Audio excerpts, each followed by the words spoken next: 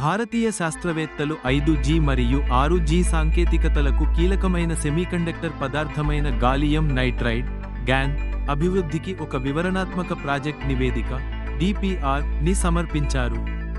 ఈ ప్రాజెక్టుకు బెంగళూరులోని IIScలోని centre for nano science and engineering నాయకత్వం వహిస్తోంది. దీని లక్ష్యం దిగుమతి చేసుకున్న చిప్లపై భారతదేశం ఆధారపడటాన్ని తగ్గించడం.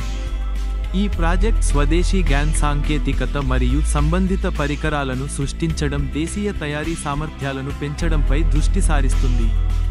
అధునాతన ఎలక్ట్రానిక్స్కు కీలకమైన సెమీకండక్టర్ రంగంలో భారతదేశ వ్యూహాత్మక స్వయం సమృద్ధికి ఈ చర్య చాలా ముఖ్యమైనది. GaN సాంకేతికత విజయవంతంగా అభివృద్ధి చెందితే భవిష్యత్తులో టెలికమ్యూనికేషన్స్ మరియు పవర్ ఎలక్ట్రానిక్స్లో భారతదేశం కీలక పాత్ర పోషిస్తుంది.